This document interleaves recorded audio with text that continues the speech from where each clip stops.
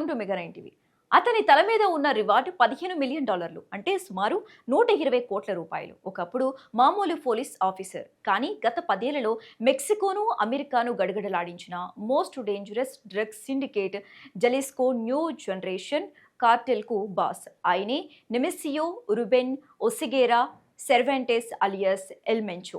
వందలాది మంది ప్రైవేటు సైన్యం, ఆర్మీ హెలికాప్టర్లనే పేల్చేసే ఆయుధాలు ఉన్న ఈ డ్రగ్ లార్డ్ను పట్టుకోవడం దశాబ్దాలుగా ఎవరితరం కాలేదు. కానీ ఎంతో పగడ్బందీగా అజ్ఞాతంలో బతుకుతున్న ఈ మాఫియా డాన్ ఊహించని విధంగా మెక్సికో సైన్యం చేతిలో హతమయ్యాడు.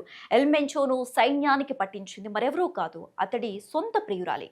పాబ్లో ఎస్కోబార్, ఎల్ చాపో లాంటి మాఫియా డాన్ల చరిత్ర చూస్తే వాళ్ళు ఎంత సామ్రాజ్యాన్ని నిర్మించినా చివరకు దారుణమైన ముగింపును ఎదుర్కొన్నవారే. ఇప్పుడు అదే లిస్టులోకి చేరాడు Mexico drug lord El Mencho. El Mencho చనిపోవడంతో ఇప్పుడు మెక్సికో దేశం అట్టుడుకుతోంది. బాస్ మరణంతో రెచ్చిపోయిన అతడి అనుచరులు దాదాపు 20 రాష్ట్రాల్లో బీభత్సం సృష్టించారు. కార్లు, బస్సులు తగలబెడుతూ రణరంగంగా మార్చారు. అయితే ఎవరికీ దొరకని ఈ ఎల్ మెంచో అడవిలో ఉన్నాడని మెక్సికో సైన్యానికి ఎలా తెలిసింది? దీనిపై మెక్సికన్ రక్షణ మంత్రి రికార్డో ట్రెవిల్లా సంచలనం విషయాలు వెల్లడించారు. ఎల్ మెంచోకు చాలా మంది స్నేహితురాలు ఉన్నారని, వాళ్లలో ఒక ప్రియురాలి ద్వారానే అతని అడ్రస్ దొరికిందని స్పష్టం చేశారు. ఎల్ మెంచో అజ్ఞాతంలో ఉన్నప్పటికీ అతడి కుటుంబ సభ్యులపై, స్నేహితురాలపై అమెరికా నిఘా సంస్థలు ఎప్పటి నుంచో డేగ కన్ను వేశారు.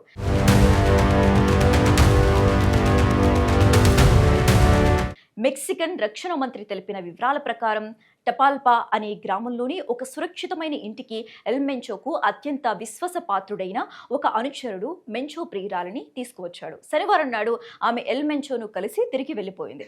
ఆమె కదలికను ట్రాక్ చేసిన అమెరికా ఇంటెలిజెన్స్ వెంటనే ఎల్ మెంచో ఉన్న ఖచ్చితమైన లొకేషన్ను మెక్సికో దళాలకు చేరవేసింది. ఎల్ మెంచో ఆ ఇంట్లోనే తన భద్రతా సిబ్బందితో ఉన్నాడని కన్ఫర్మ్ చేసుకున్న సైన్యం ఏమాత్రం ఆలస్యం చేయకుండా భారీ ఆయుధాలతో ఆ ఇంటిని ముట్టడించింది. సైన్యం రాకను పసిగట్టిన ఎల్ మెంచో వెంటనే అప్రమత్తమై ఇంటి నుంచి తప్పించుకుని అటవీ ప్రాంతంలోకి పారిపోయి పొదల్లో దాక్కున్నాడు. కానీ సైన్యం ఆ ప్రాంతాన్ని 4 వైపులా చుట్టుముట్టి జల్లెడ పట్టింది. 2015లో తనను పట్టించుకోవటానికి వచ్చిన ఒక ఆర్మీ హెలికాప్టర్ని కూల్చేసిన చరిత్ర ఎల్ మెంచోది.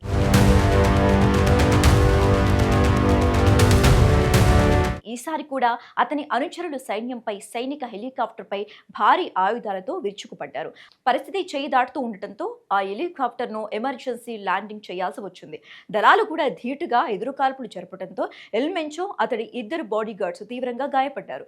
ఈ ముగ్గురిని హెలికాప్టర్ ద్వారా దగ్గరలోని హాస్పిటల్కి తరలిస్తుండగా మార్గ మధ్యలోనే ఎల్ మెంచో ప్రాణాలు వదిలాడు. తమ నాయకుడు చనిపోయాడన్న వార్తతో సిజేఎన్జీ గ్యాంగ్ సభ్యులు ప్రతీకార దాడులకు దిగారు.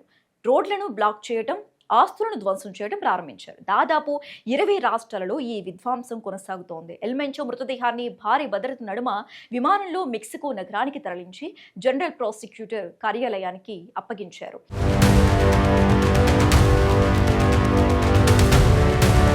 అయితే పోస్టుమార్టం తర్వాత ఆ మృతదేహాన్ని అతని కుటుంబానికి అప్పగిస్తామని, అయితే ఖననం ఎక్కడ చేయాలనేది ఇంకా నిర్ణయించలేదని భద్రతా మంత్రి ఉమర్ గార్సియా తెలిపారు.